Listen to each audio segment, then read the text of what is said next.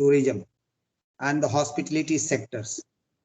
And so much of the impact is there that in times to come, it will take a very considerable time to get the full revival. And it is not for the only organized sectors, also for most of the unorganized sectors. This whole business, the intermediaries, every kind of businesses related to the travel, tourism, and hospitality has got a lot of impact.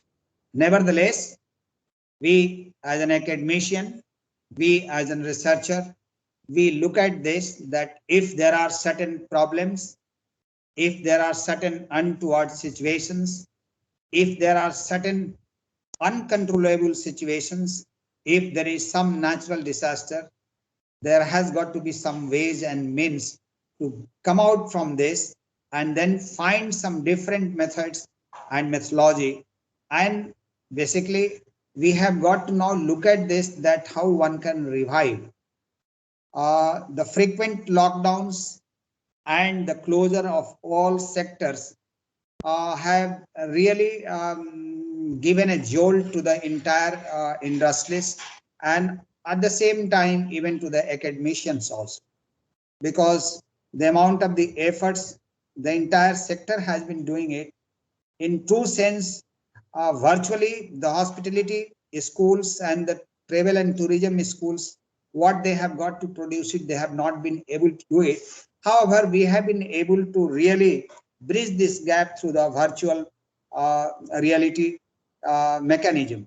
So virtual reality is one thing. One of the ICT tools what we are using is online teaching, online simulations, and creating some kind of virtual laboratories, giving it all kind of a demonstration to the students. All of us, we are fully aware about this, that tourism is one sector which has got a very important contribution towards the country's economy. If the tourism and travel comes to a halt, definitely the entire economy will get totally destabilized, and that is what is happening now. If you ask me, I was just going through a couple of the data worldwide. The World Travel and Tourism Council calculated that the tourism generated 16.91 lakh crore. That amounts to US dollar 240 billion, or 9.2% of India's GDP.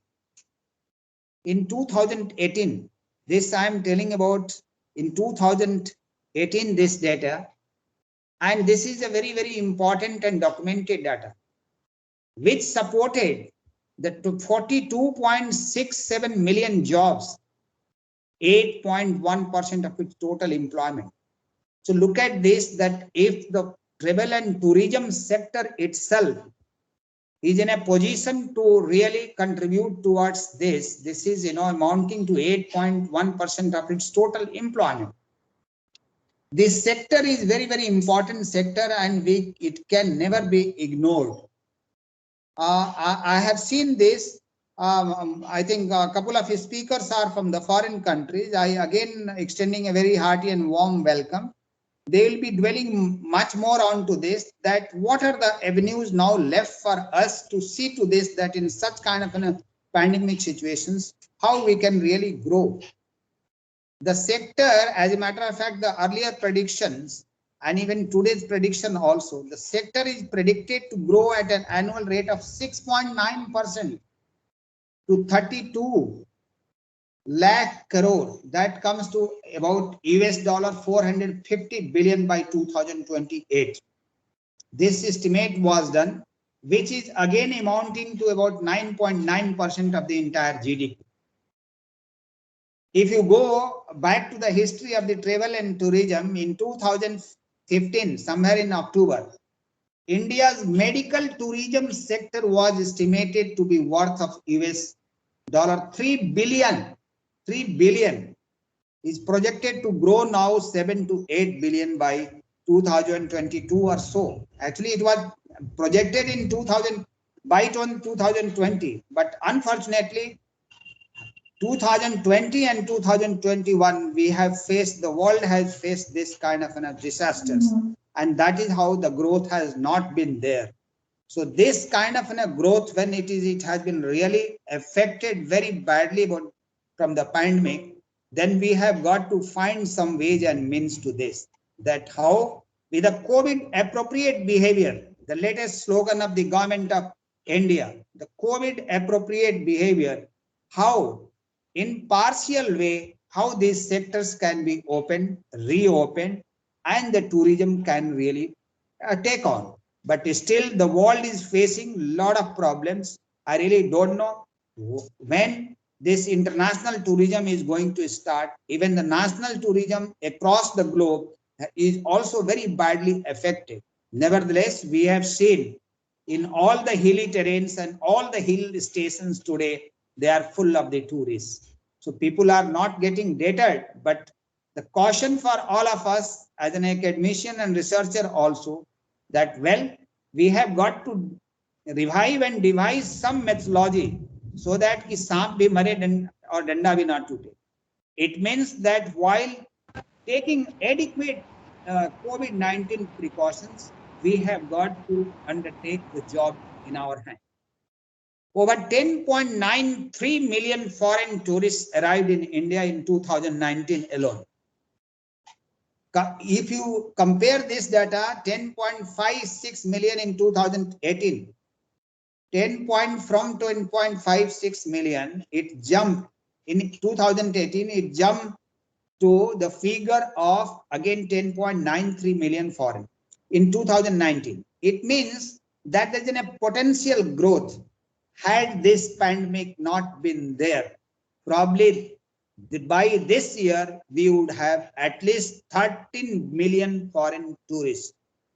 And mostly, India, I'm looking at that it will grow leaps and bounds so far the medical tourism is concerned. Because the medical facilities in India is growing and developing, advancing at the faster pace. And the most attractive part for all the tourist, travel sectors is basically how you can really give an economical tourism. And that's very, very important, because each one today has been affected financially.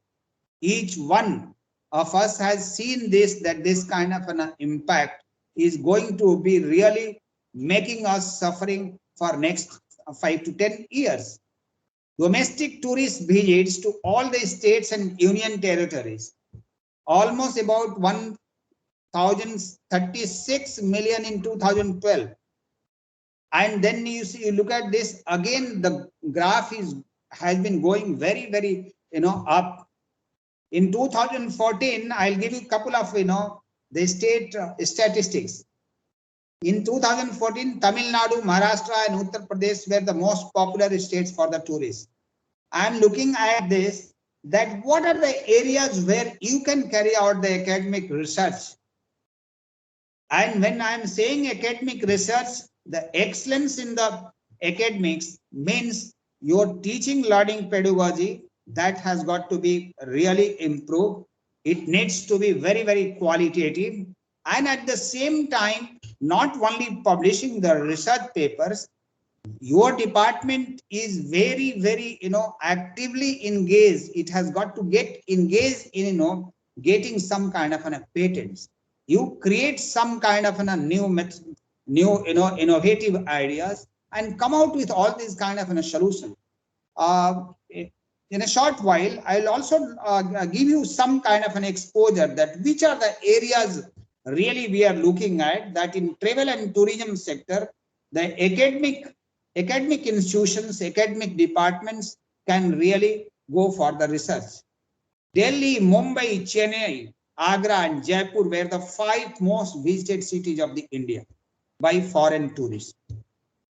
This data I'm giving of the 2015.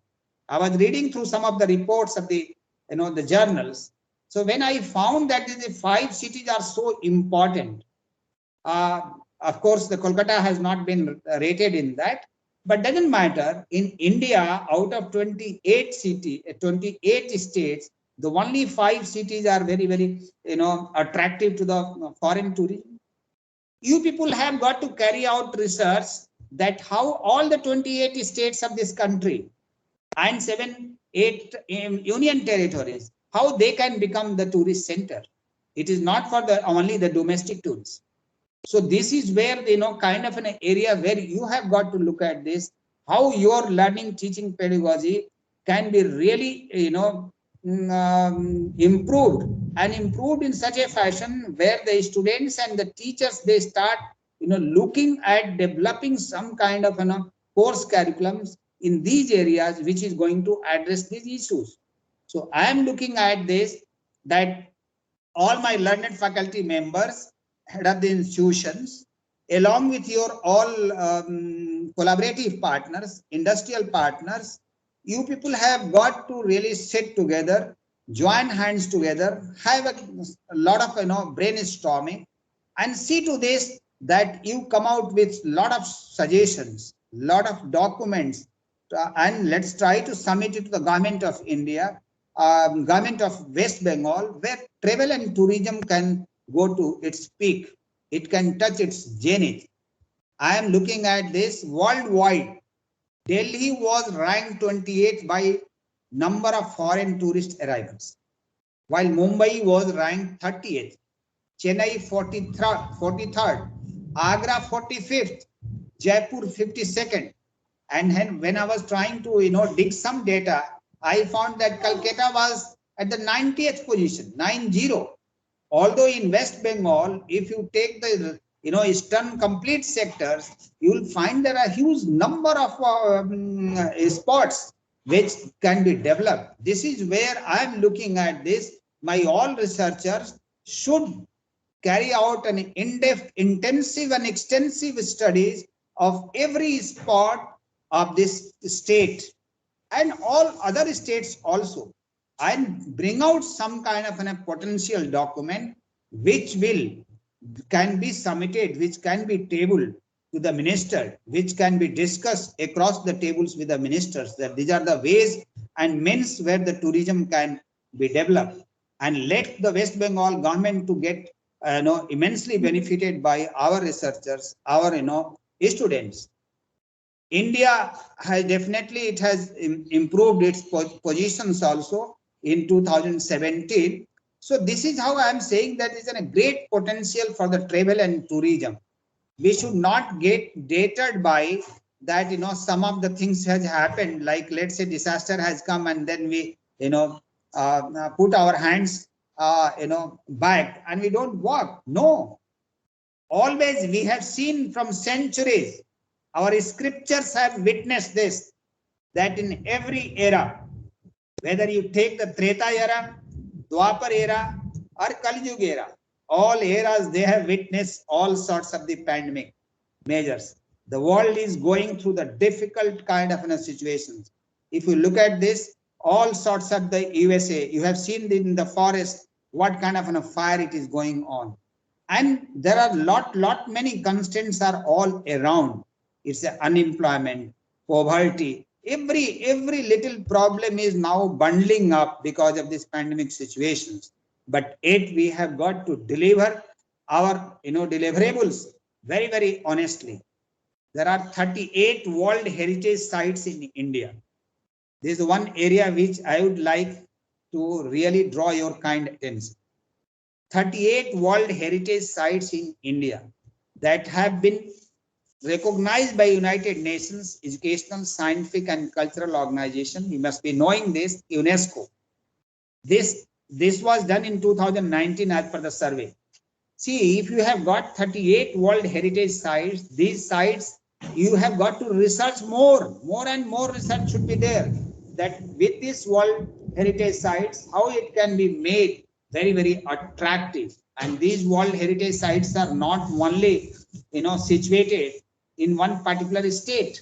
It is, different kind of, states they are there. Tourism sector is a very, very large sectors.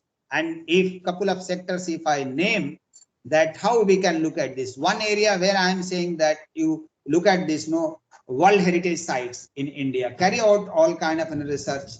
Look at this, what are the areas where we can really, give some kind of a help to the government.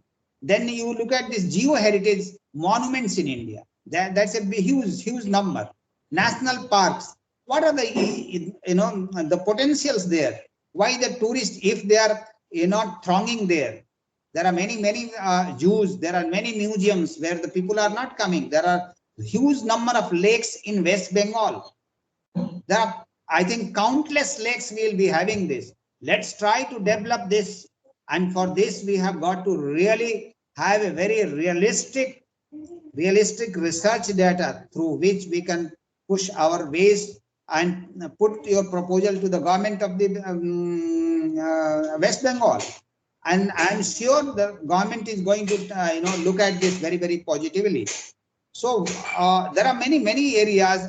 As such, I said that medical tourism is one area. Botanical gardens we have many hill stations, and those hill stations need to be developed as per the taste of the foreign tourism, because the foreign tourism, when it is going to increase, definitely economy will be, definitely it will be benefited much more. Some of the areas which I would like to highlight for you all, that how one can carry out the research. Many a times people are thinking that what should we do it, where we should be carrying out the research. One is that you improve all your teaching learning pedagogy through your experiential teaching methodology, through demonstrative technology, through case studies, through all practical and virtual laboratories, etc. And also using very effectively and optimally the information communication technology tools. But at the same time, we have got to find out some of the sectors and segregate those sectors in which you can really carry out a lot of research. I would like that your department should be coming out with huge number of MOUs. You look at this, the hotel industries have really has been, mushrooming in this country. And most of the all 5-star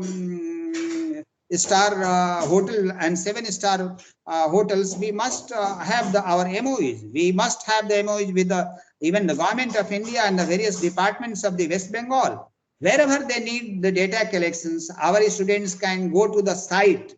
They can collect the data. They can carry out the research. You can look into all kind of the manuscripts which have already been written. Try to, fill the gap.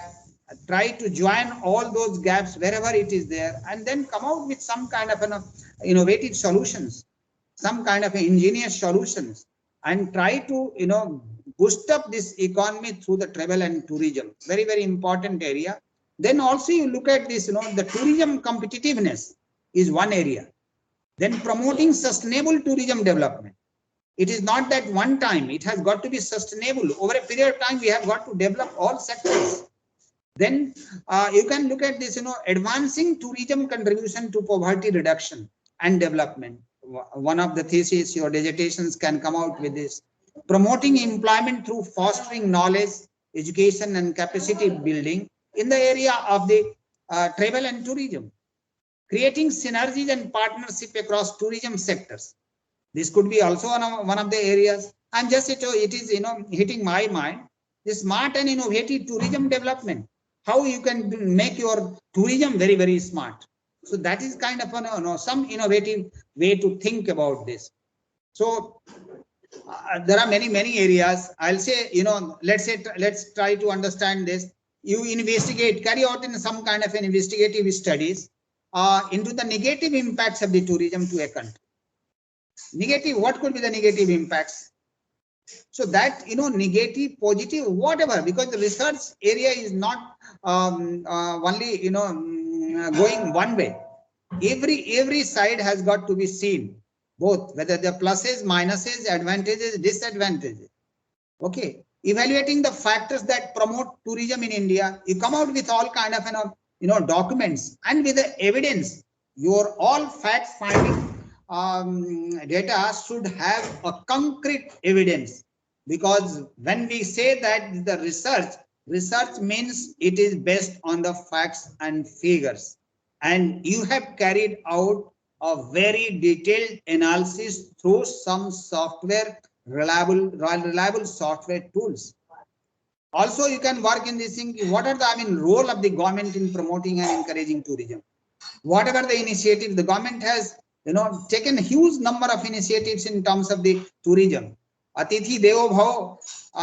It is a line probably each child of this country is aware about this. So we have got to look at this, how the maximum, as a matter of fact, we should be the best world tourist destination, because the amount of the variations we have in our culture, in our tradition, we have got varied culture, varied language, varied dialects, and varied, every state has gotten a varied even clothing patterns. So if you look at this, so much of the variations we have in at one place. So this is where we have got to attract, that the world has got to come to this country and see to this, that how this unity in diversity is existing. Well, ladies and gentlemen, it has been the real pleasure for me to addressing you this afternoon. I am sure that your 5-day FDP is going to be very, very beneficial for all of you. The eminent speakers from across the globe, you have brought them, and I'm sure that they are going to share their valuable experiences and enlighten you all. I would like that after these FDP seminars, the feedback of all the candidates, how they have felt about this, your different members, even I'm sure there may be outside members also. Take some feedback, create some documents, and go ahead with this. So far, any kind of progress for and research is concerned in your department, I am always with you. My blessings, my good wishes are always with you all. I have seen the faculty members, they are very, very enthusiastic, and they absorb the technology, which is, they are all workaholic. I would like to see this, that in terms of the tasking, whatever I have done it, carry out all kind of an FDP. Every faculty at least must be in a position to have 2 papers in a quarter, and that should be also in the good journals like Scopus Index, etc. So I am looking at that and you have huge number of MOUs with this thing. Have any time, if you wish to have this FDP, please go ahead, because updation of knowledge is really, really going to help you and update you in the field of the travel, tourism, and hospitality. Well, once again, wish you all the best. Stay safe. God bless you all. Thank you. Jai Hind. Jai Hind. Thank you so much, sir. You have always been an inspiration for all of us. Your knowledge, the view that you have shared with data, I'm sure including me and all the participants have learned a lot. Thank you so much, sir, again for spending a valuable time and busy schedule. You have took out your time to address us. Thank you so much. Now I'd like to request Professor Vandita to please talk about the FDP guidelines to the participants and as well as introduce the guest speaker. Thank you so much.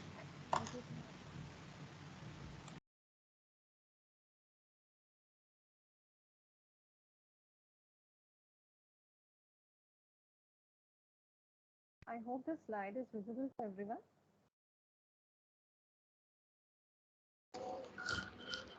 Yes, ma'am, it's visible. To begin with, your camera and mic has to be kept on mute mode during all the time. You may use the chat box to post questions. Alternatively, you can use the reaction button to raise your hand.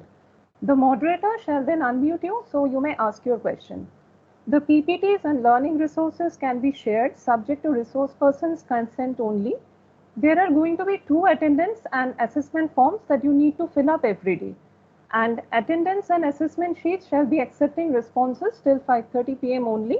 E-certificates for you will be generated only based on the submission of all the 10 attendance and assessment forms on all 5 days and 1 feedback form on the last day of the event. In case of any technical issues, you are requested to kindly bear with the same. We shall be trying our best for a smooth sailing of the entire event. All queries pertaining to the FDP, including certificates, are to be sent officially to aittfdp2021@gmail.com only. And lastly, it is very important to stick to appropriate and polite behavior while interacting with resource persons organizers, and other fellow participants. Anyone found creating any disruption during the sessions shall be disqualified and immediately removed. Please cooperate with us to facilitate a safe and fruitful learning experience for all.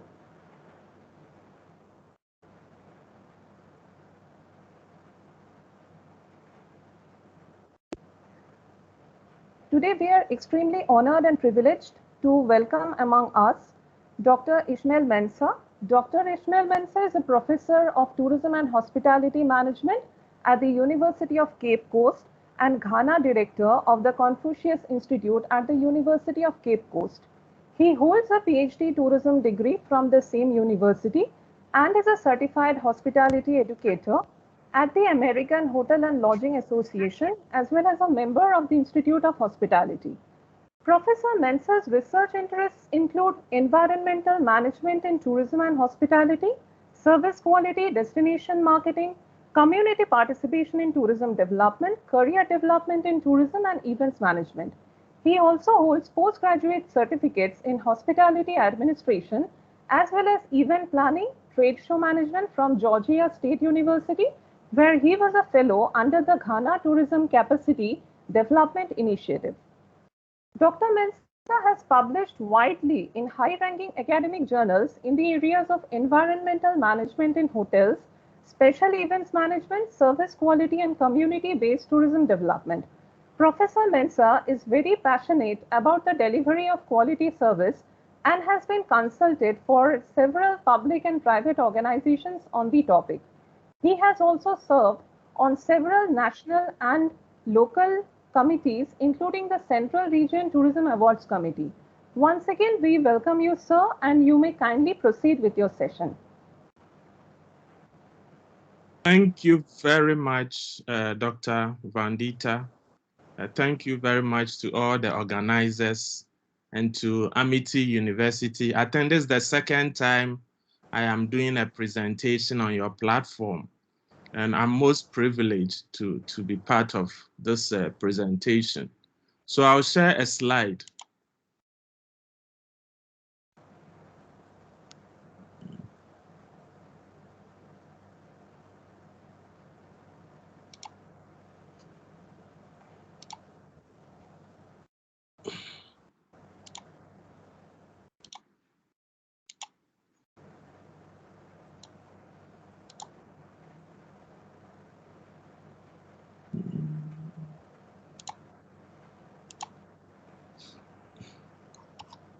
Please, can you see my slide? Oh, yes, sir. Your slide is visible. Okay. Thank you very much once again. Yes, so the title of my presentation is From Problem to Proposal, a systematic approach to planning towards tourism research. I believe that in order for us to undertake quality research, we need to first conceptualize and also plan towards that. And so I have outlined a series of steps that we should follow in order for us to undertake quality research that will not only contribute to knowledge, but will also enhance our promotion as academics. Our promotion is based mostly on our publications. And so I'll take you through the steps. First, we'll look at the process.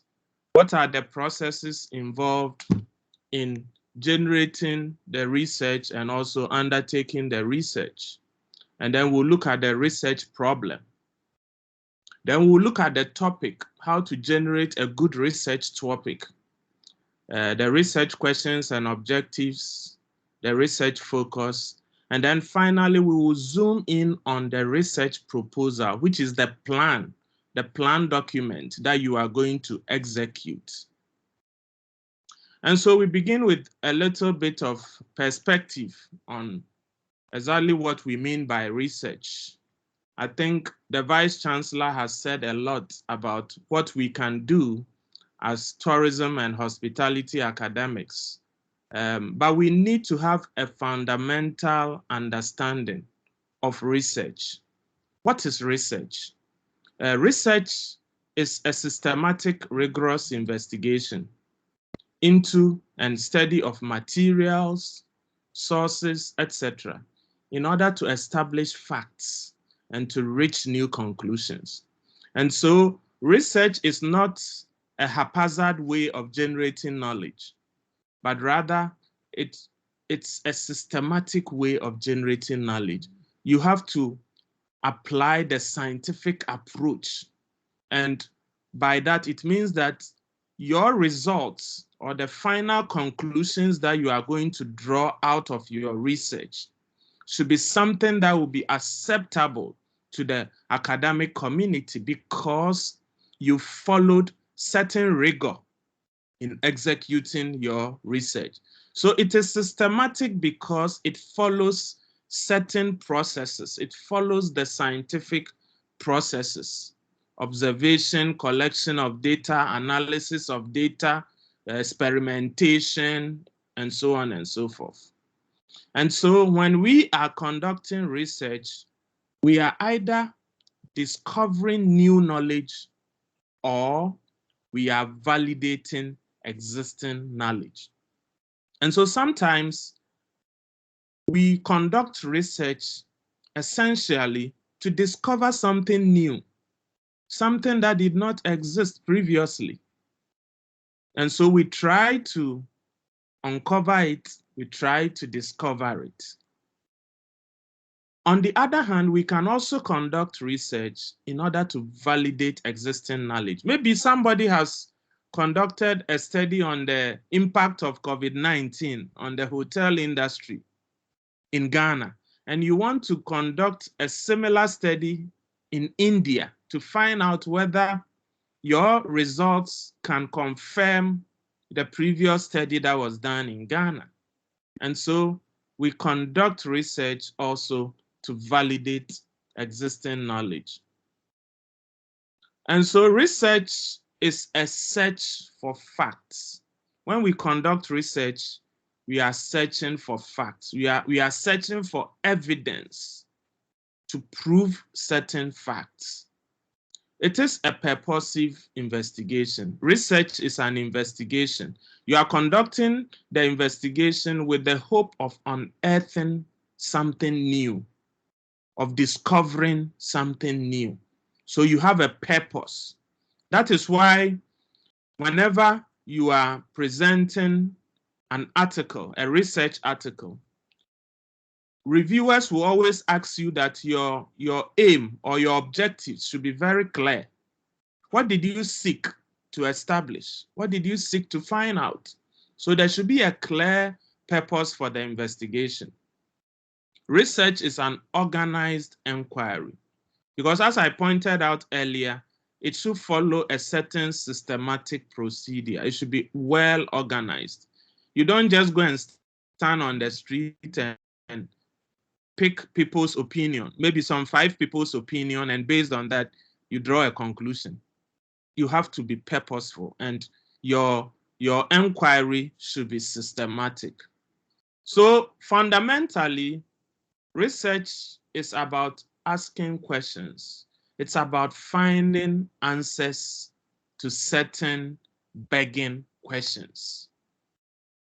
Until we have subjected our problem to rigorous scientific scrutiny, our knowledge remains little, and more or less it becomes guesswork or intuition. And so, for instance, the Vice Chancellor was advising that we should have an MOU with some of the hotels.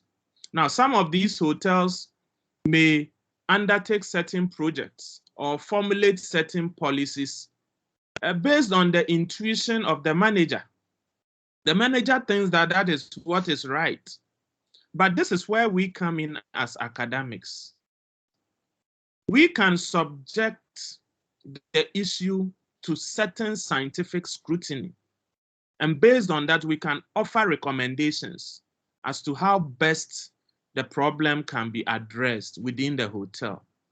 And so research has been a part of our lives from time immemorial, from prehistoric times. And that is why Socrates the famous rich Greek philosopher, said that life without inquiry is not worth living for a man. And so we need to subject certain issues to scientific inquiry. And as tourism academics, we have to do that. So what is the process? The process of carrying out the research or coming up with a proposal. And so here I will reiterate my topic, from problem to proposal. I believe that if you are going to conduct any good research, you should always begin by first conceptualizing the issues.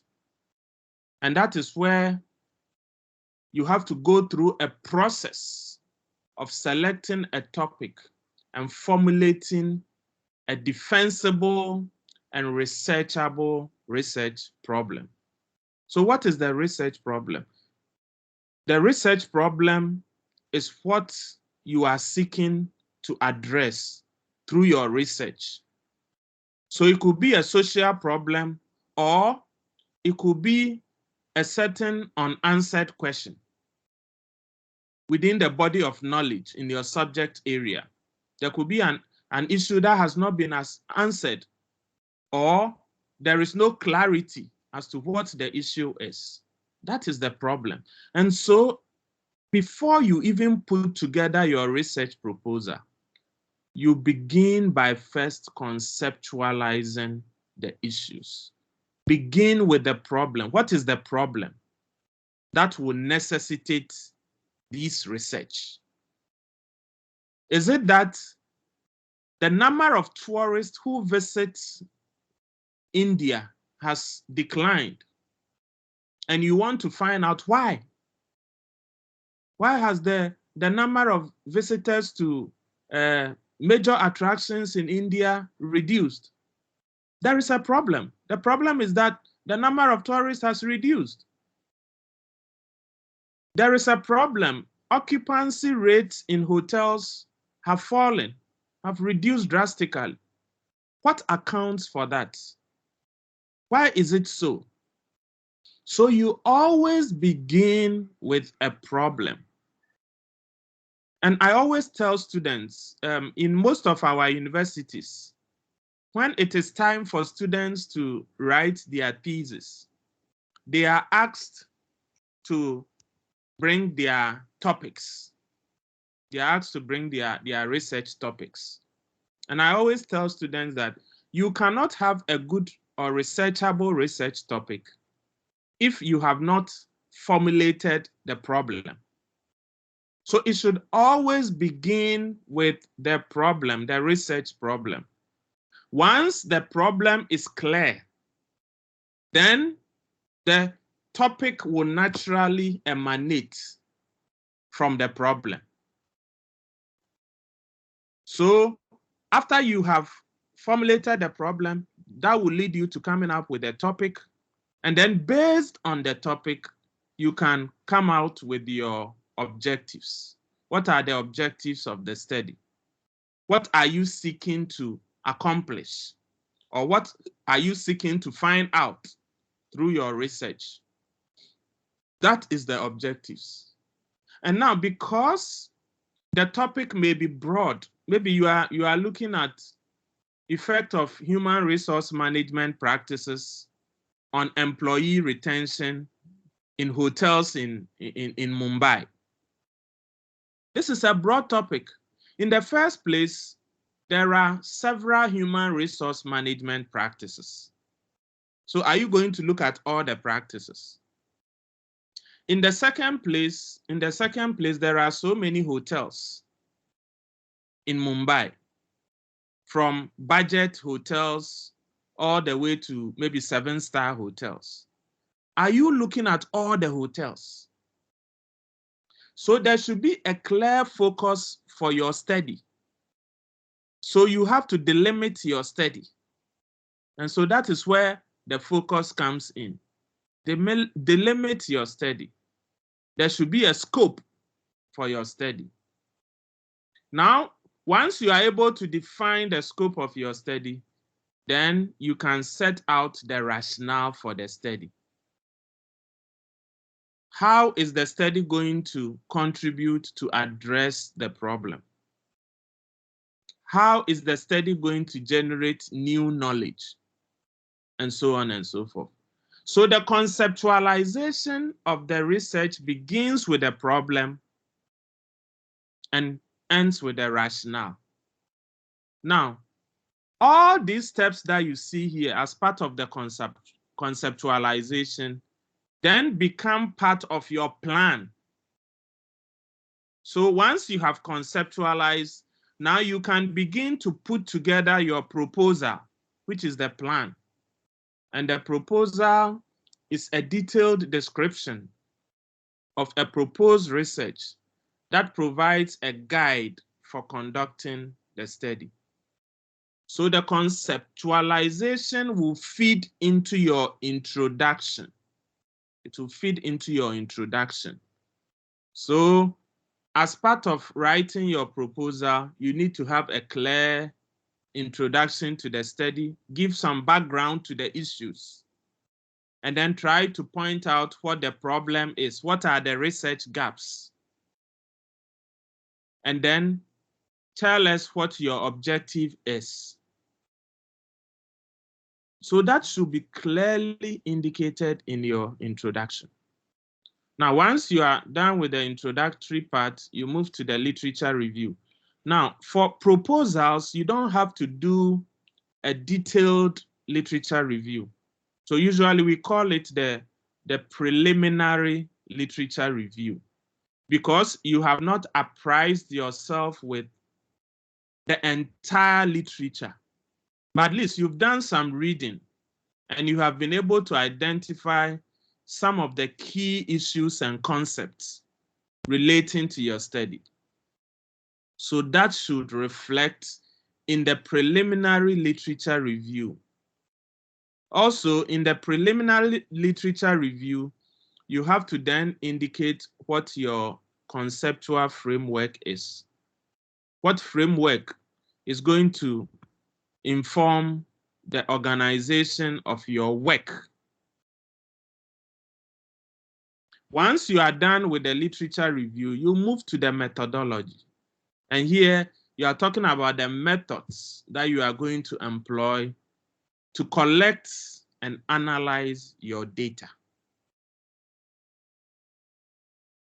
The proposal should also include a budget. It should include a budget. And the budget will indicate in financial terms how much it is going to cost you to carry out your research. For instance, how much are you spending on data collection? How much are you spending on data analysis? How much are you spending on transportation, accommodation?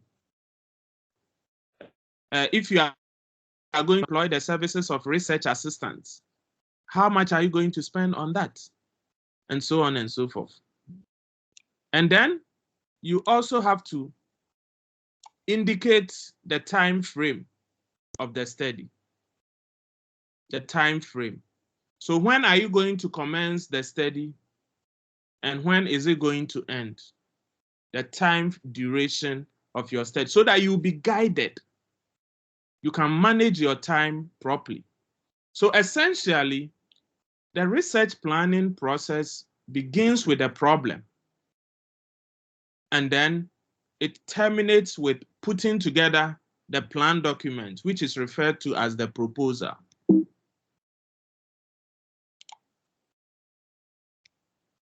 So we move to the research problem in greater detail. In research, a problem statement is an area of concern. An area of concern. It is a condition that needs to be improved. So maybe you have realized that sales has been dropping in your hotel. So that is obviously not an ideal situation. It is a situation that needs to be improved. For you to be able to improve on the drop in sales, you need to find out what accounts for the drop. And so that is where research comes in. So it may be a condition that needs to be improved, a difficulty that needs to be eliminated, or it could be a troubling question that exists in the scholarly literature. So you need to clearly identify what the research problem is. An area of conflict, an area of controversy. Sometimes there may be an issue within the body of knowledge for which there is no clarity. People have given different perspectives. And so the issue is being debated and you want to put it to rest. So you are conducting a study to try to, address that issue. According to Bertrand Russell, a famous British author and philosopher, the greatest challenge to any thinker is stating the problem in a way that will allow a solution. So I think that the problem statement is critical to any research. And that is why I am saying that you should always begin your research by first identifying the problem. If the problem is clearly stated, half of the problem is solved. And that is what Bertrand Russell is trying to say, that the greatest challenge to any thinker is stating the problem in a way that will allow a solution. From where I sit, usually, apart from supervising PhD students and MPhil students, I also get the opportunity to examine other theses from other universities.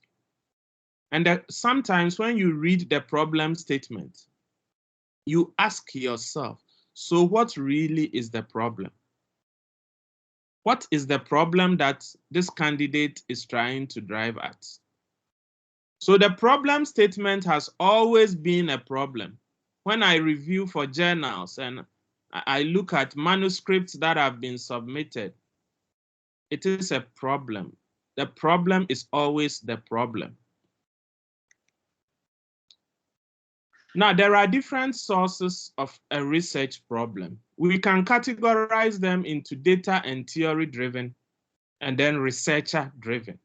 In other words, you can identify a research problem from secondary sources, and you can also identify it from primary sources. You can identify a research problem based on published works, like journal articles, like books, research reports, online materials, like blogs and websites, government documents and reports, archival materials, diaries, and media. Day in, day out, as we read these publications, we can conceive of certain problems, certain ideas.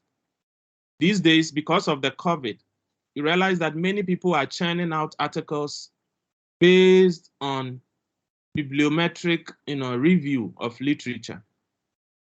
And so you can identify a research problem by reading the literature or by reading online materials or even government documents, archival materials.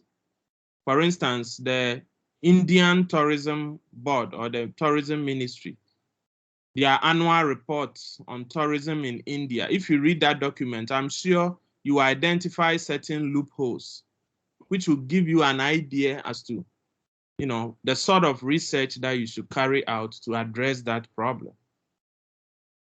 Also, we can generate research problem through the researcher's own practical experience.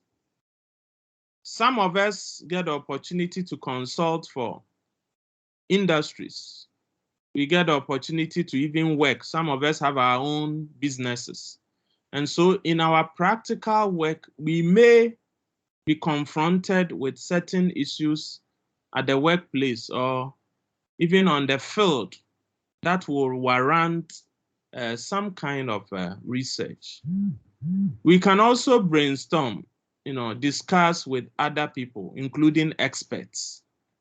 And based on that, we can generate some research ideas. And so there are numerous sources of a research problem. Numerous sources. I didn't even include observation. Observation can also be a source of a research problem. Maybe you have observed a certain situation which you think will warrant some scientific inquiry. And so how do we state the problem? I have already pointed out that many students are not able to state the research problem clearly. Now, in stating the research problem, the first step is that there should be a clear statement that the problem exists.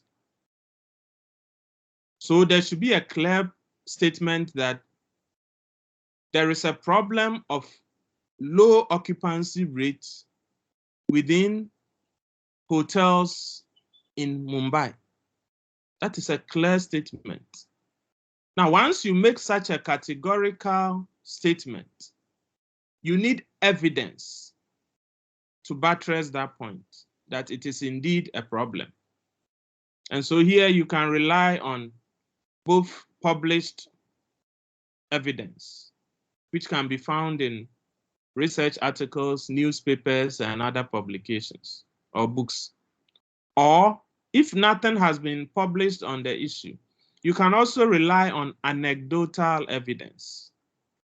The evidence has not been published, but there is an overwhelming opinion that that is a problem. The third step is for you to try to link the problem in terms of what are the probable causes. You can mention some of the probable causes. Again, it should be supported by some kind of evidence. Then you give a brief discussion on the deficiency or lack of evidence in the literature. The step 4 is particularly important if you are conducting basic research, the type of research that we as academics do when we are conducting research in order to contribute to the body of knowledge. Because you are not, most of the journals will not want you to publish on something that is already known, okay? Something that has been over-researched. And so you have to take your time and clearly point out what are the gaps in the literature. Yes, there may have been certain studies on certain issues, but that particular issue has not been addressed in the literature, or there is a deficiency of knowledge in that area, or within your study area, there hasn't been any such study on the topic. So here you have to clearly point out the gaps. And then based on that, you can then point out the goal or objective of your study. And so this is just an example of a problem statement. Staff retention, the influence of HRM practices on employee turnover intentions. Staff intention issues have continuously strained Malaysian organizations. So the person is pointing out that it is a problem in very clear and concise terms. Then he goes on to bring out the evidence that based on an annual survey of the Employees Federation, blah, blah, blah, blah, blah. Then he goes on to say that the above employee turnover trend is alarming and worrying. Okay, just to point out the magnitude of the problem, okay? The effect on organizations and even the effect on the individuals. And then he also pointed out this is even just the tip of the iceberg. If you look at other indirect costs associated with employee leaving organizations. Then here he points out the research gap. However, there have been limited studies on the subject, especially in the Malaysian context. Then he goes on to point out that Guest demonstrated that theoretical relationship between HRM practices and employee work related attitude remains poorly developed. So HRM has been considered a critical factor that affects employees' level of commitment, intention to leave, and the degree of job satisfaction. Then he goes on to point out the aim of the study. So you see that all the key ingredients in the problem statement can be found here. And this is just a summary, but if you are writing your problem statement, I believe it will be more detailed than this one. So having been able to generate or point out your research problem, the next issue is the research topic. And I said the research topic must emanate naturally from the problem. It must emanate naturally from the research problem. And so the research topic is a subject or issue that the researcher is interested in conducting a study on. It should be a well-defined research topic because it is the starting point of every successful research. It should be an effective title that attracts the reader's interest. And it should be precise, it should be concise, specific, it should be very specific and descriptive.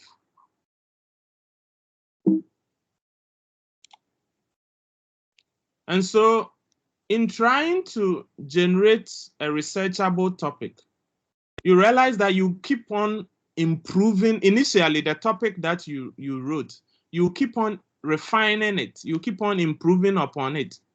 In order for you to refine the topic, there are some key questions that you have to ask. For instance, is it topical? Is it something that will generate some excitement among your audience? Is it topical? Will it contribute to knowledge or help address a problem? Will it stimulate interest? Is it feasible, practicable, or doable? For instance, if you are going to conduct a study on, let's say, space tourism, and you are going to collect the data from space, is it feasible? Do you have the resources to go to space? Can it be addressed by using appropriate, acceptable research methods? Very, very important, because your research methods have to be sound and you have to justify them. So if you are going to use research topics that are not acceptable, research methods that will raise a lot of ethical questions, then you have to be very careful. And in the case where you are sourcing for funding, you should also choose a topic that will be of interest to the funding agencies. So these are the questions that you should ask. There are certain things that you also have to do. For instance, you have to discuss it with your supervisors or your lecturers or your mentors. Discuss the topic with them. They have a wealth of experience and they can help you to put your topic in better shape. Discuss with your fellow researchers or colleagues. Discuss with stakeholders, Indian Tourism Authority, Malaysian Hotels Association. Discuss it with them if they will be interested. Assess what is most critical to learn. Is it critical? Is it something that is very necessary? Then assess the research resources that are available to you. If you don't have enough resources to undertake such a research, then you may be embarking on a wild goose chase. So how do you create a catchy research topic? You have to seek inspiration. In other words, you have to seek advice from other experts. You have to read what others have written. That will give you the inspiration to properly couch your topic. And you have to be clear. You have to be very brief, clear, and concise. Brevity is the soul of WIFT. Craft the main idea in plain language. I mean, there's no need coming up with serious jargons and, technical terms that very few people will understand. And so try as much as possible to avoid those jargons. And for us in academia, one thing that can really boost the citation of your work is where the title of your research or your topic or your article is very clear and straightforward. A lot of people will search for it and they can easily locate your paper. So keep it simple. Do not use excessive words. In fact, some people have suggested that your topic should not be more than, 12 words. But I wouldn't say you should stick strictly to that, but it shouldn't be so lengthy. So don't use excessive words and consider your audience. Would they understand? Would this topic even attract them to read? And so on and so forth. So there are a number of contemporary research topics that could appeal, that you could develop, especially in this COVID-19 era. There's a lot of study on the impacts and implications of COVID-19 on the tourism industry. This has become very topical and very researchable. Then consumer behavior in a COVID-19 era, and even in a post-COVID-19 era. How are tourists going to behave, or how are they behaving? People are concerned about their safety, their health. And so what is influencing their choice of tourist destinations, their choice of hotels, and so on and so forth? Consumer behavior in a pandemic era is very critical and crucial. Then tourism resilience. Again, this is also related to COVID-19. How do destinations build resilience and ensure that they recover quickly from the raging pandemic, COVID-19? Issues of risk management. How should organizations, tourism and hospitality businesses manage the risks and uncertainties associated with COVID-19?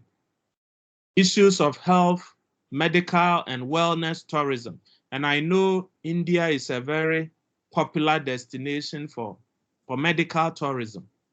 So this is a very critical issue.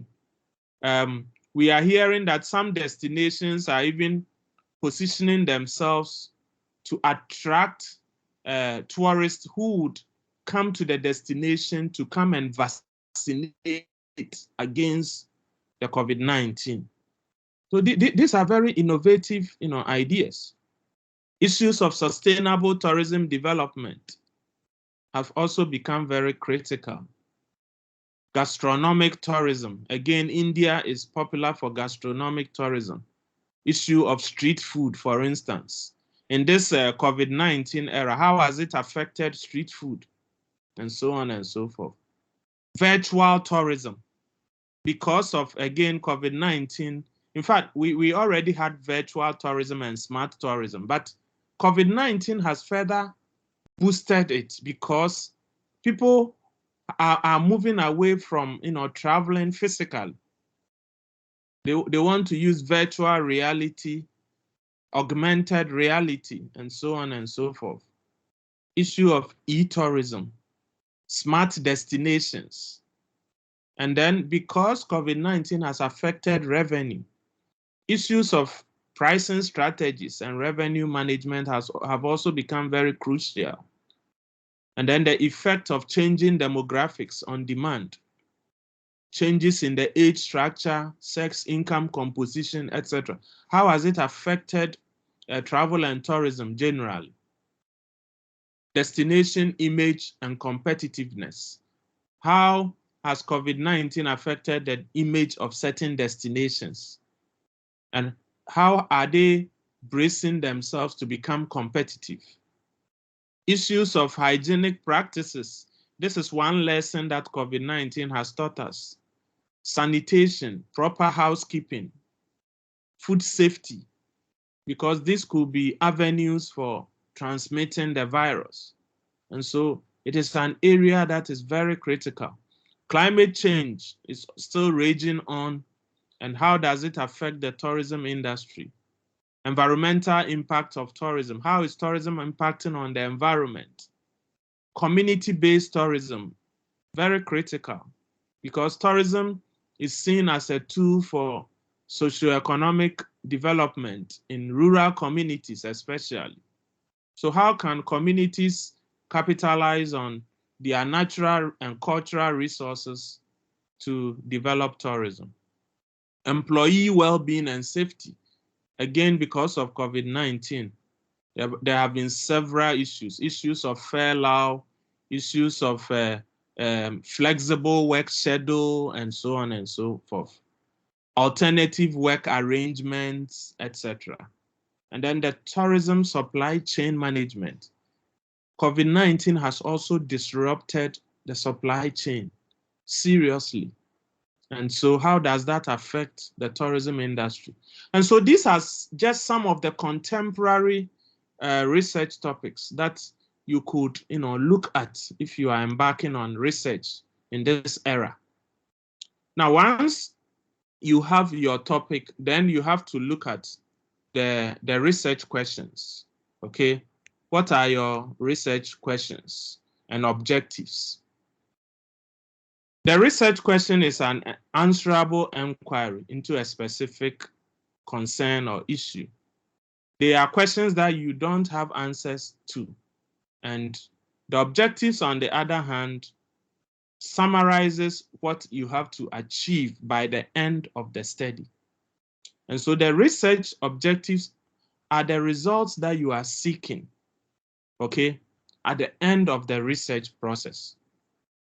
Research questions and objectives should closely relate to the problem statement. This is very fundamental, that your research questions and objectives should always emanate from your problem statement. And so these are research questions should be easily and fully researchable. If you pose a research question that cannot be researched or is not researchable, then it is dead on arrival. It should not be too narrow. It should not be too broad. It should not be too challenging. It must be capable of being confirmed or refuted. And then your research objective must be smart. It must be specific. It must be measurable. It must be attainable. It must be realistic and time-bound. It should be relevant, feasible, logical, observable, unequivocal, and measurable. If you have a research objective that is not measurable, then you have a challenge because it's not feasible. And usually when you are posing the research objective, or you are stating the research objective, you use some action verbs. Action verbs like to assess the effect of COVID-19 on hotel revenue, to find out, to determine the effect of occupational hazard on employee retention, to compare the effect of COVID-19 on hotels and restaurants, to verify, to calculate, to describe, to analyze, to establish. Your objective should always begin with an action verb. Now, these are examples of good and bad research questions. A good research question is like, in what ways does training improve service quality? In what ways? So the research will help you to find out the ways in which training helps in improving on service quality. But you have a research question like, does training improve service quality among frontline employees? I mean, this is an obvious yes or no answer.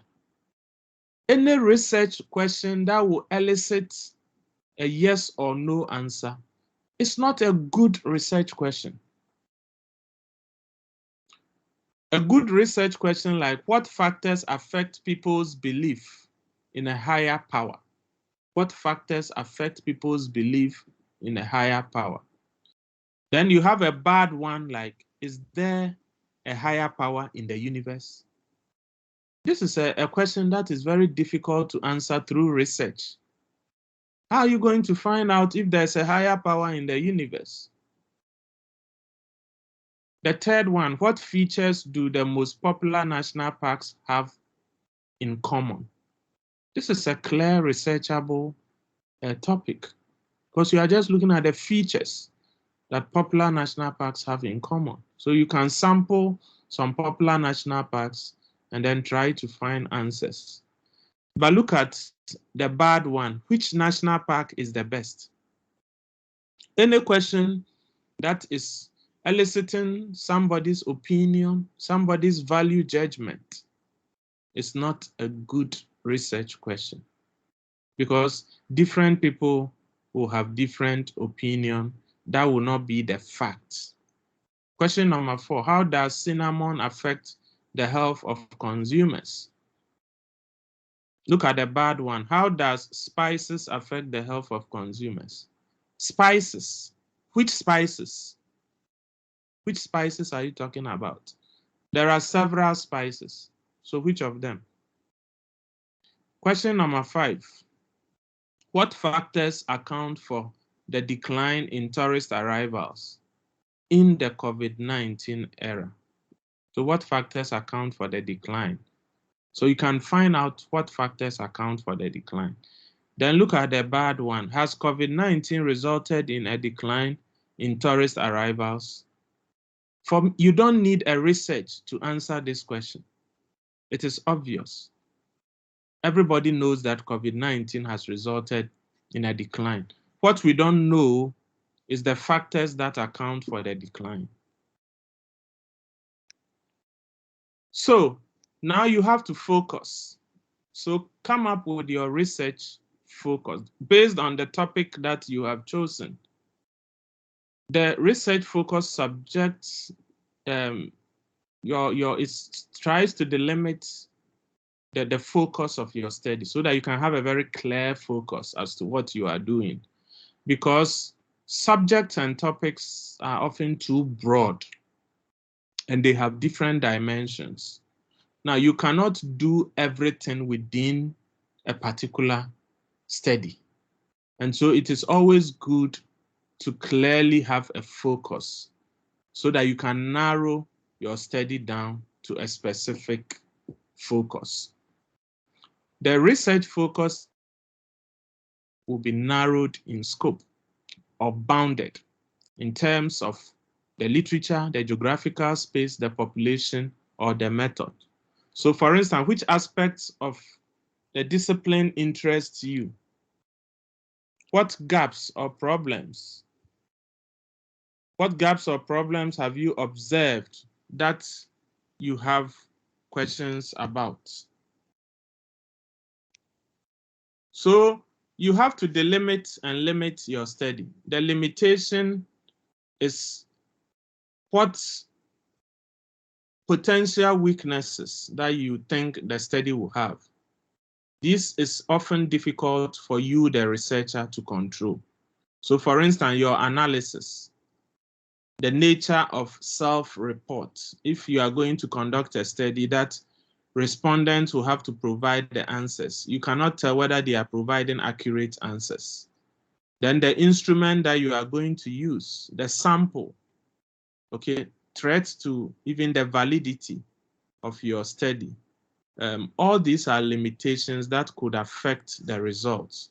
But with delimitation, they are the boundaries that you yourself have imposed on your work. So you have control over them. It is you, the researcher, who has decided that you are going to limit the focus of your work. So this is how the study will be narrowed in scope. That is the boundaries that you are going to impose on the study, including the literature, the population, the methodology, or the methods that you are going to use, etc. So then you have to move on to the rationale for your study after you have come out with a clear focus. And with the rationale, you have to answer the question, how will the research refine, revise, or extend existing knowledge in the area under investigation? And how would the results of the study affect theory, practice, and policy? So the rationale for your study depends on the reason for which you are undertaking the research. Broadly speaking, there are two main forms of research, okay? Basic and applied research. With basic research, it is the type of research that we as academics undertake.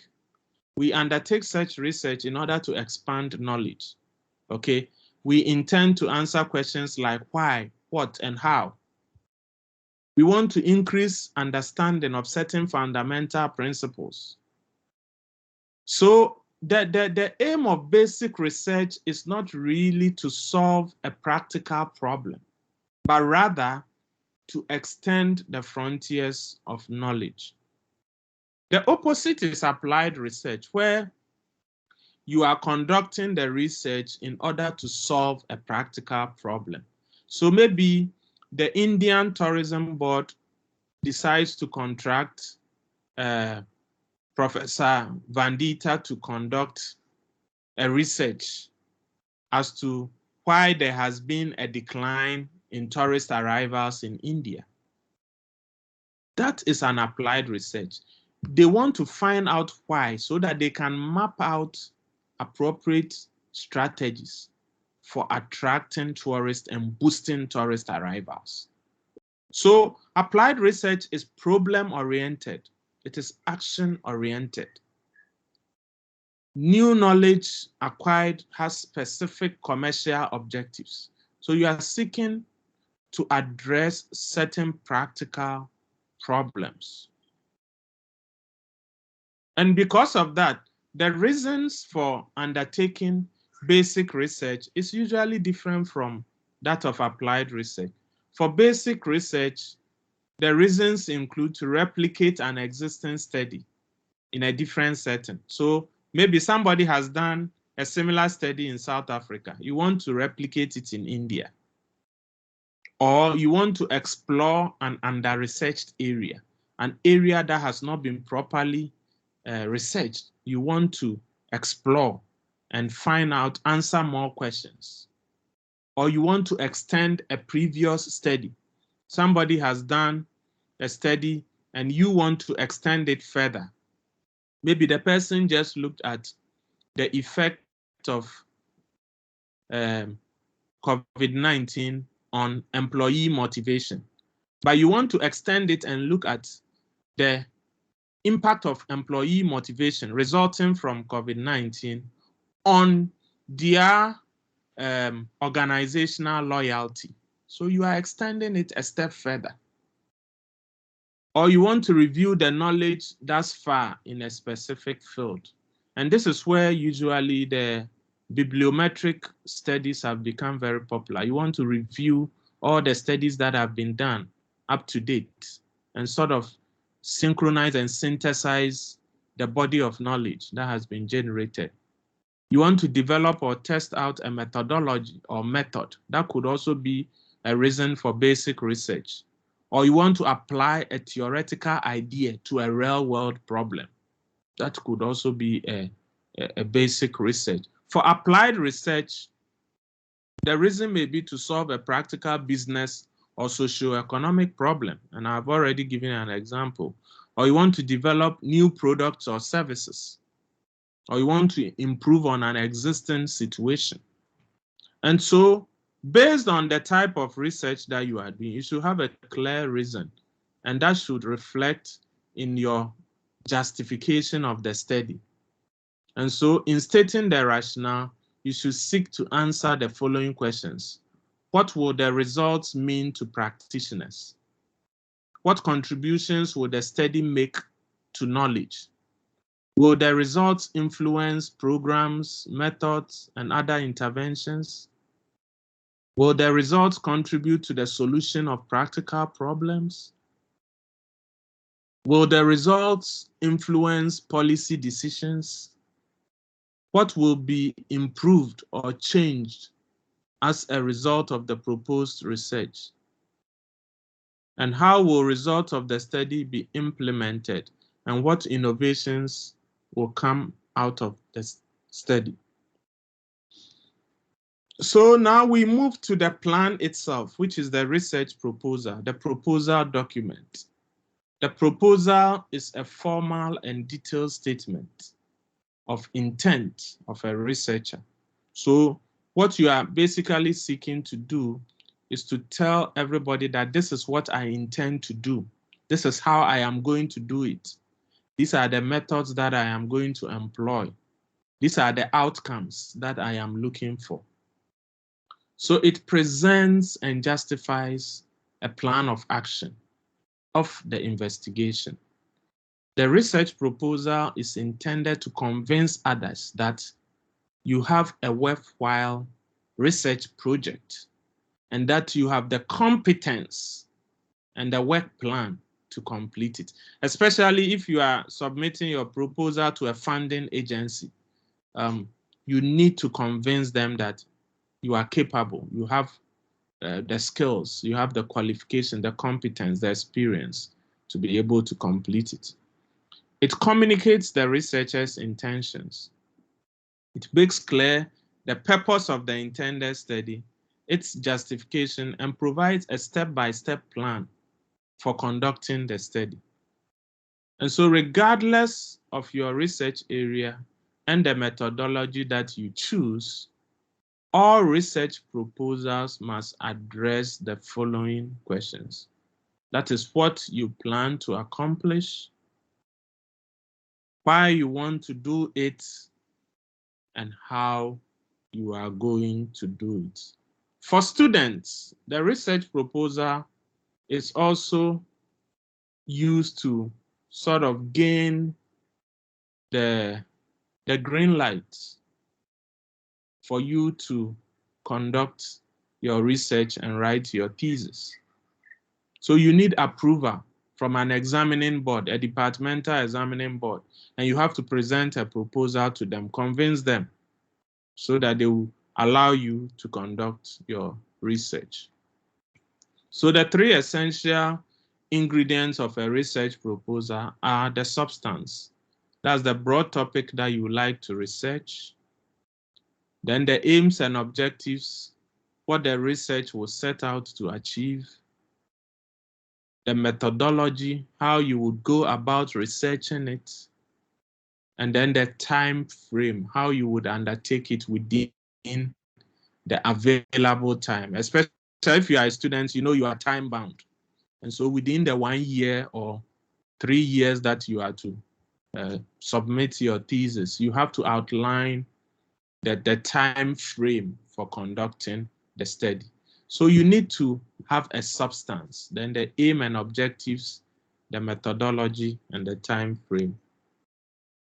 So there are certain questions that you have to answer in writing or putting together your proposal.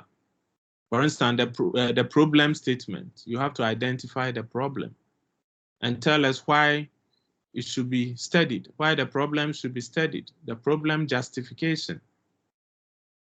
Then you have to do an initial review of literature. So what information is already available? What knowledge is already available?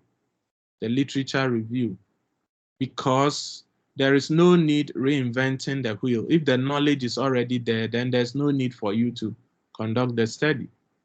Why are you conducting the study? So here are the aims and objectives. And what do you intend to achieve? Then how are you going to carry out the research? Here, the methodology, you have to clearly outline your variables, the type of research that you are doing, the data collection techniques, the sampling, data analysis process, data processing, and how you are going to interpret your results. Who will collect the data and when? So you need to have a work plan with clear, timelines. And if it is for funding sake, or you want to submit a proposal for funding, then you need to come out with your budget, how much it is going to cost you in terms of the materials, the logistics, the money, and then the human resource. Okay, how much resources will be needed? So all these things have to be included in your plan. So this is just a structure of your research proposal. So in your introduction, you have to give a background, the problem statement, the research questions, objectives, and hypothesis. I didn't touch on hypothesis because of time. It is a different topic on its own. Then the significance of the study. So this is where you are justifying your study.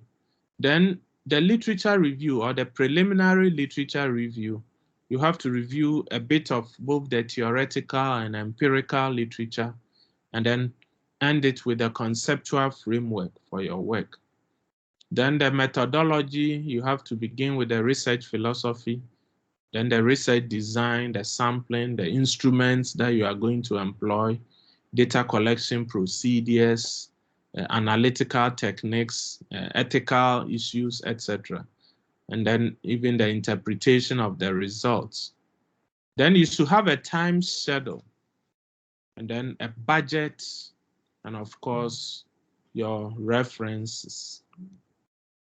So in broad terms, the introduction should provide the necessary background or context for your research problem. Then your literature review should provide a survey of scholarly sources on your topic, an overview of current knowledge, identify relevant theories, methods, and even point out the gaps in the literature. Then your methodology should provide the process or the methods that you are going to use in carrying out the research. You have to describe those methods and justify them.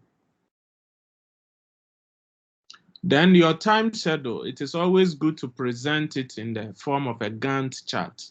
So if you look at this particular example, the study was to start from 2020 to 2022, and it begins from September, and the person has clearly indicated, for instance, the problem formulation will be for 2 months, September to October. Then the writing of the proposal, November to December. Then the literature review, January to February, in that order. So the Gantt chart indicates in clear terms how you are going to conduct the study within a certain time frame. There are some common mistakes when it comes to writing the proposal, and my time is almost up, so I'll just brush through. For instance, usually there's a failure to provide the context to frame the research questions. In your introduction, always try to provide the context of your study, where you are carrying out the study and what already exists and what is left to be done. Then you have to delimit the boundaries of your research. So the scope, you have to clearly define the scope of your study. And then sometimes people fail to cite certain landmark studies that have been undertaken on the topic. For instance, if you are writing on employee motivation and you fail to cite Maslow or McGregor, then it means that you have done virtually nothing. You haven't done justice to the topic. And so you have to know those landmark studies and point them out. Failure to present accurate theoretical background to the study, yes. So the theoretical background is critical. We are in academia and we need to organize our work around certain theories. Most of the studies that we do quantitative studies are essentially to test those theories. And so those theories must feature. Then failure to focus the research questions on the problem. So you have research questions that are not related to the problem. That is a problem. Your inability to develop coherent and persuasive argument. So with the argumentation, you need to provide evidence to buttress your point so that you can have a stronger argument. And then sometimes some people are not clearly focused.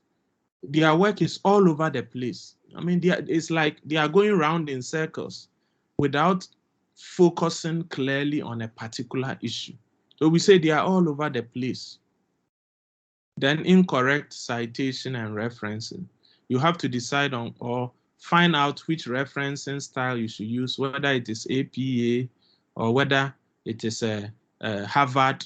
Then you from the word go, what I do is that whilst I am reviewing the literature, I already have my literature bank. So, and these days I know there are softwares that you can use to generate your references. So make use of them. So thank you very much for the opportunity. I'm most grateful. If you want to follow me on Facebook or on LinkedIn or on Twitter, these are my details. Thank you very much. I'm most grateful for the opportunity. Thank you so much, sir. I hope you. So that was a very engaging presentation, and I'm sure that the ones who are regular researchers as well as beginners in research will highly benefit from this. So you have described what research is, how to conceptualize and plan research, defining problem statement, the sources of research problem, and how exactly to state the research problem, among everything else. And you have very nicely described what exactly makes a topic researchable. So that is very, very important. You have also described how to create a catchy research topic as well as contemporary research topics. How to write a research proposal. That is one very important thing that you have touched upon, sir, and the common mistakes in proposal writing. So now I think there are a few questions for you, sir, on the chat box. And we will also unmute the participants who may want to ask some questions. So I'll just go through the chat box once.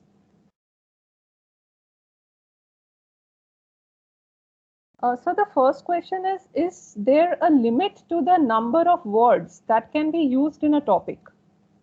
Okay. Yes, so as I pointed out, some people have, of course, it depends on the institution. I know in some universities, they have clear guidelines on the writing of thesis and dissertation. And I have heard in certain quarters that it shouldn't be more than 12 words.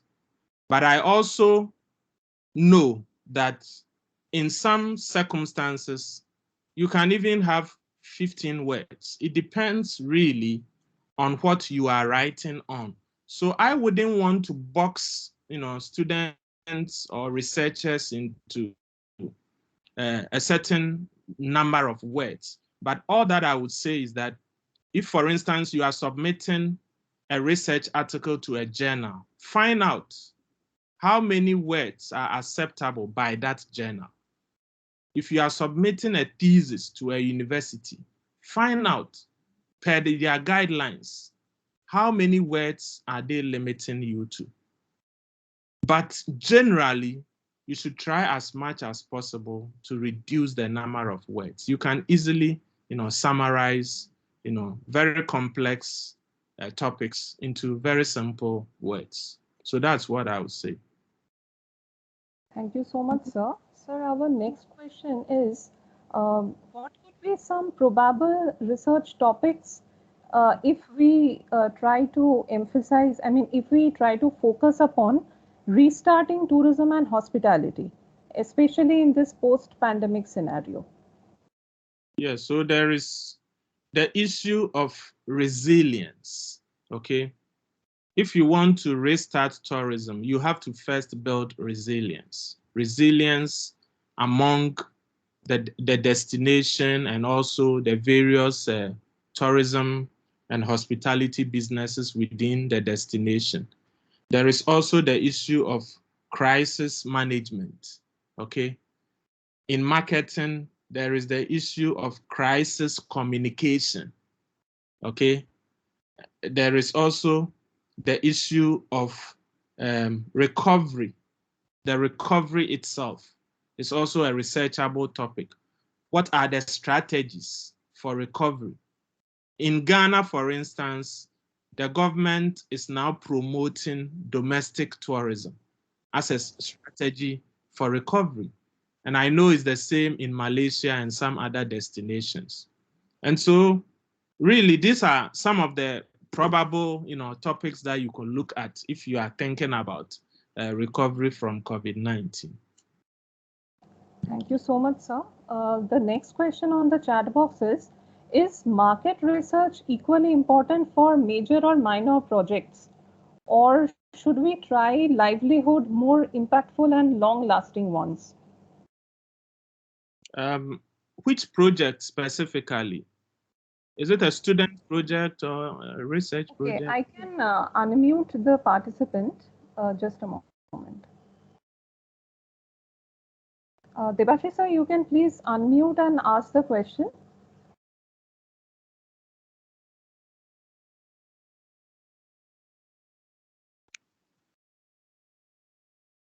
Yes, just a minute. Just a minute. Yes, yes. Actually, what happens that in many cases, market research is not given that much importance. And that's why I asked this question. Generally go for livelihood research or maybe that is long-lasting nature. And that's why usually, market research is not given priority in many cases. Is it true or simply it's a mere mean of certain end? That is my question. That Okay. is market research is equally acceptable while writing proposal? Absolutely. Absolutely. I think market research is equally important. If you look at the tourism industry, there's a lot of competition. And so, for instance, you need to know what consumers are thinking or how they are going to behave. You need to understand what other destinations are doing in order for you to know your level of competitiveness as a tourist destination. So I think that marketing should be given equal importance, even in academic research. But I think that the issue has to do with sometimes, I pointed out there's basic research and applied research. It looks like marketing tilts more towards applied research. So Yes. you expect that the destination itself and the destination marketing organization will conduct that kind of research so that we in academia will focus more on livelihood issues. But I think that it is equally important and we should give the same premium to that, especially when we are talking about recovery from COVID-19. Okay, sir. Thank you. Thank you very much, sir. Welcome.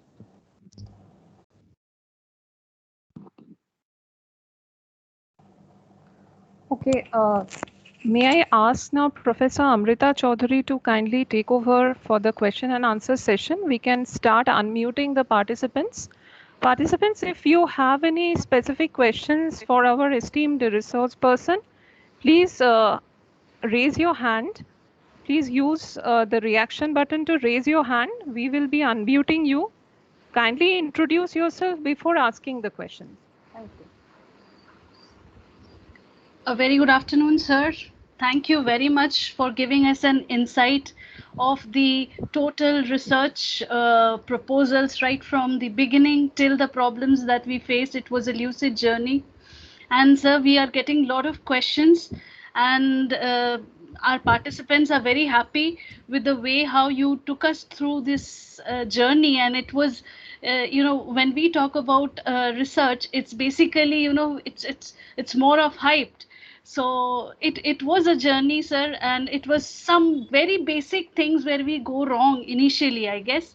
And if taken care of, I think we can do this research thing, and we can do it in a much more systematic way.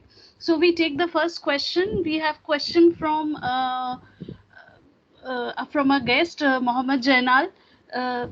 You can please unmute, sir, and please ask us questions. Okay, ma'am. Thank you. Ma'am, am I audible? Yes, you are audible, sir. Good evening from Bangladesh. I have one question and one query. Question to our guest resource person, sir. Sir, is it required to mention delimitation and scope at a time in a single research proposal? Sir, Is it what? is it, required to mention delimitation and scope, these two words at a time in a single research proposal? Thank you, sir. Yes. So this is the question to you, and one query to the organizer. Actually, I'm not able to use chat box. Will it be, available? Sir, you might be having some issues there. So if you want to ask questions and somehow you cannot use the chat box, we will unmute you. Please raise your hands in that case. Please do not worry about the assessment sheets. It will be posted on WhatsApp also. Thank you. Okay, thank you. Thank you very much. I think what happens is that most of the time, the two go together. And so in most thesis or dissertation, you realize that students will state the scope and the limitation. I think that the two are almost the same.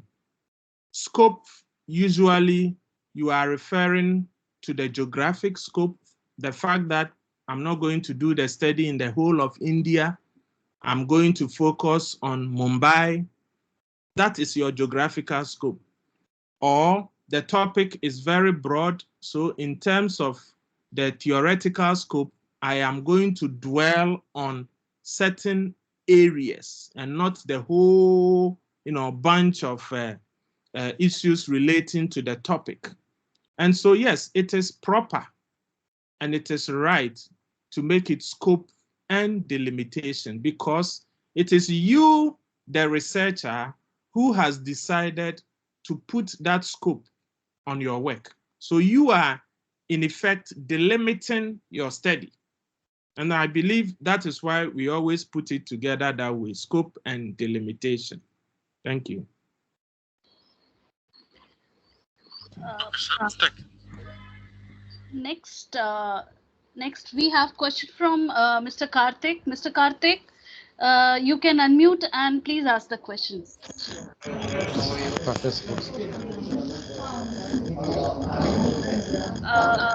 There's a lot of noise at the background. Karthik sir, could you please see to it? Yes, good afternoon. Good afternoon, sir. Thank you for Mr. Ishmael Mensah. He has given wonderful sessions. So I observed a lot of things for applied research in our tourism industry. So my question is how to solve that solve the practical business or socio-economic problems. So that is very important in our industry, sir. So can you explain it, sir? That is my question, sir. Thank you very much. If I understand you, you want to find out how we can solve the practical problems in the industry. Yes, that is why I indicated that we have basic research and applied research. For those of us in academia, we may tilt more towards the basic research because we want to publish, we want to be promoted, and so on and so forth. But I believe that it is about time that we also looked at solving practical problems. And we cannot do it all by ourselves. I heard the Vice Chancellor in his opening statement advising that we should liaise with the industry players, the hotels, the restaurants, so that we can enter into a memorandum of agreement with them. And so I believe that should be the starting point. Those of us in academia, we can put together proposals, and then we approach those in the industry, and then we try to sell the idea to them so that they can then fund the research that we are going to undertake.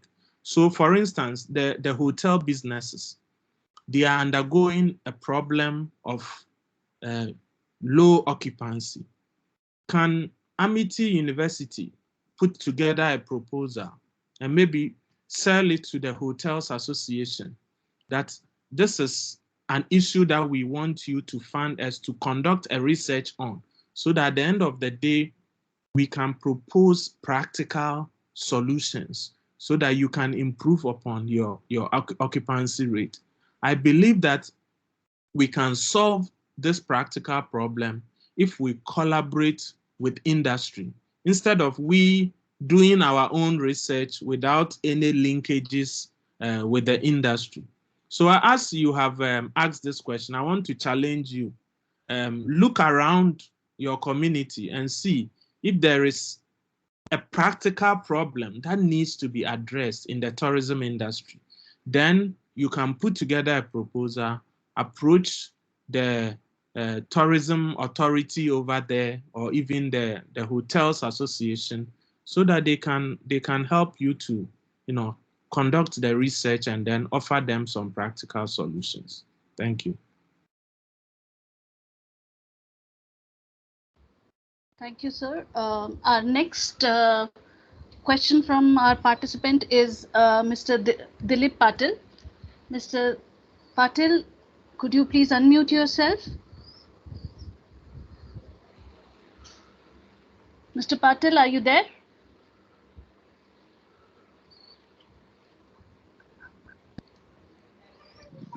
Yes, Mr. Patil? Yes. Mr. Patil, can you hear us?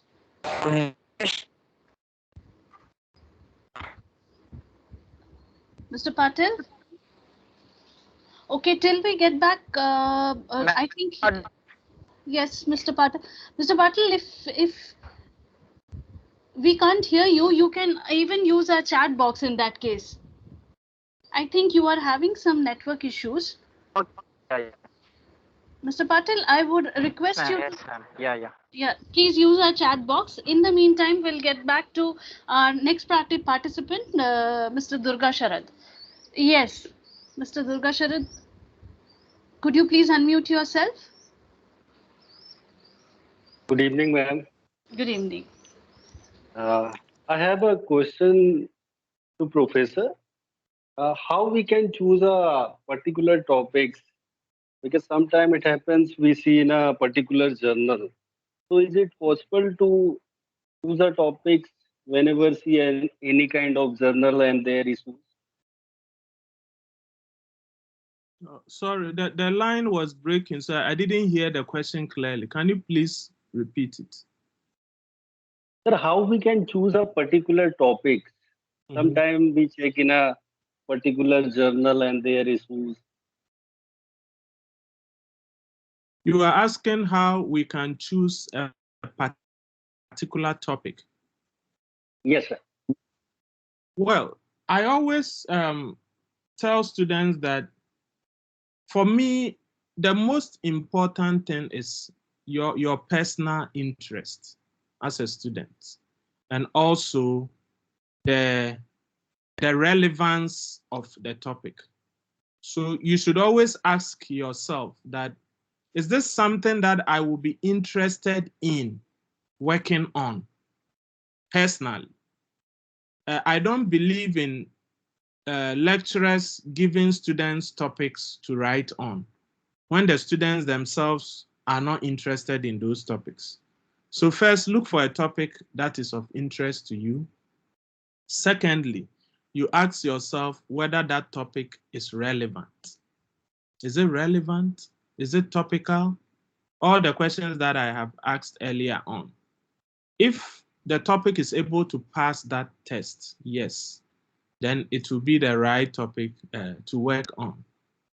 And so what I would say is that you choose a topic based on its relevance, its appeal, and also your personal interest. And always make sure that you read on the topic before you settle for it. Certain topics may look very interesting, but you realize that researching on it will be an uphill task. And sometimes, if you want to adopt the hypothetical deductive method, you realize that there isn't enough literature on the topic. It's a gray area, which you cannot employ quantitative methods to research on. So read the literature, ask yourself, is it of interest to me, and whether it is of relevance. Thank you. Thank you so much, Professor. Thank you, sir. Mr. Karthik, do you have any further queries? Could you please unmute? Mr. Karthik, are you there?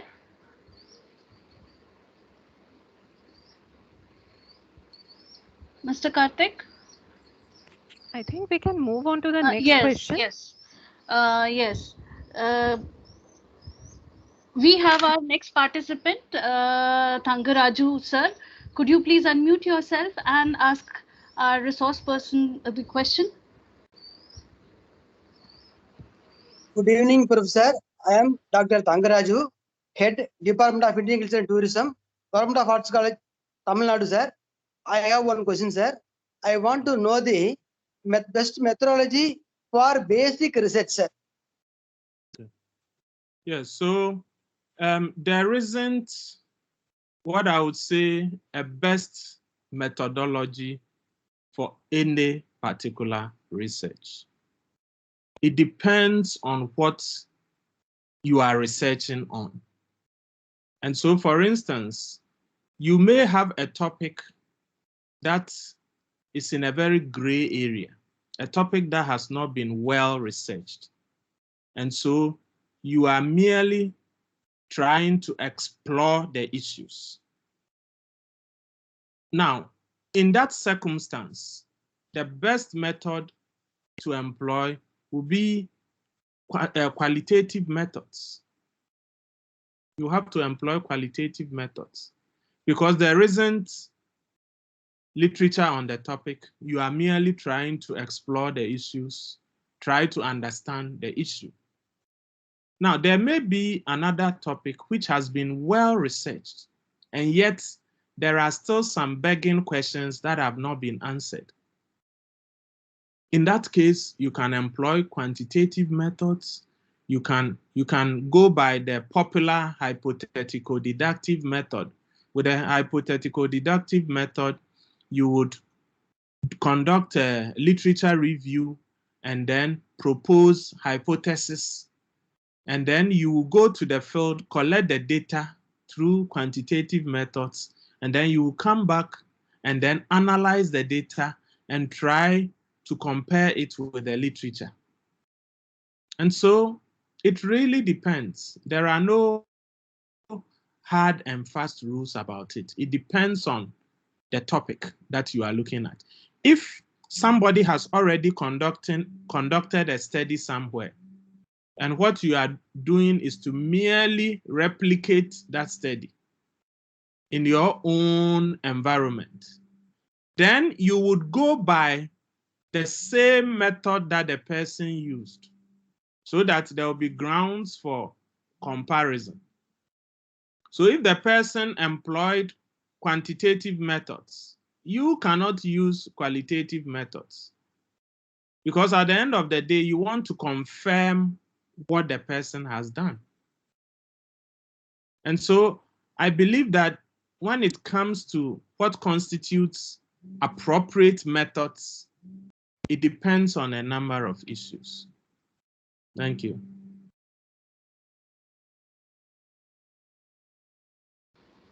Thank you, sir. I think we have some questions in the chat box. In the meantime, Mr. Dilip Patil had been trying for quite some time. Mr. Patil?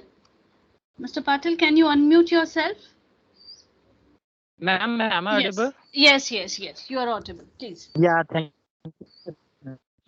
you. So my question to sir, my name is Dilip Kumar. So your voice is breaking again.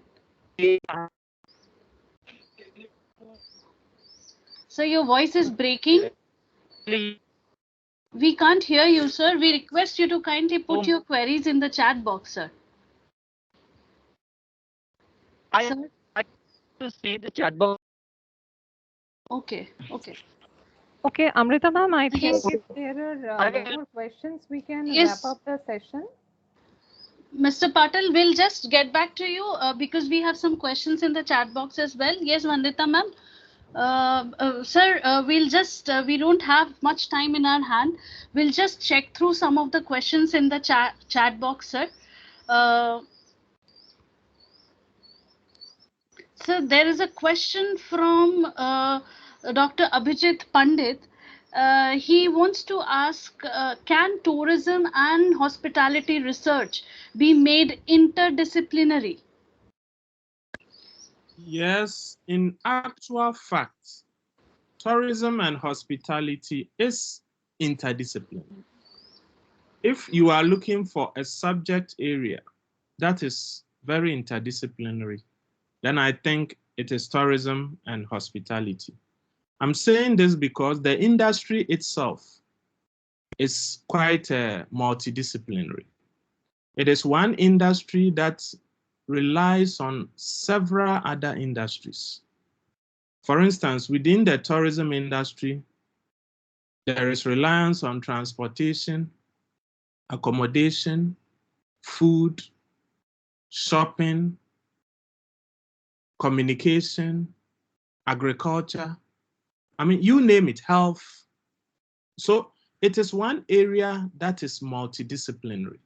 And I think that tourism and hospitality academics should try more to collaborate with people from other disciplines. So for instance, if I'm conducting a research on wellness tourism or health tourism, I think it would be good to collaborate with somebody who is into the medical sciences. It will enhance the quality of the research. And so I think that instead of we staying in our own small corner, we should collaborate more with other academics. If you look at some of the top journals in tourism, you realize that they receive articles from people in various disciplines. And so tourism is multidisciplinary already, and we should try to strengthen that because the industry depends on other disciplines. Thank you. Thank you, sir. We all understand that a lot of people would have questions, lot of questions for you, sir. But we have some time constraint. And over to you, Vandita ma'am. Okay, thank you so much, Amrita ma'am. Now may I request Professor Siddharthananda sir to kindly deliver the vote of thanks for today.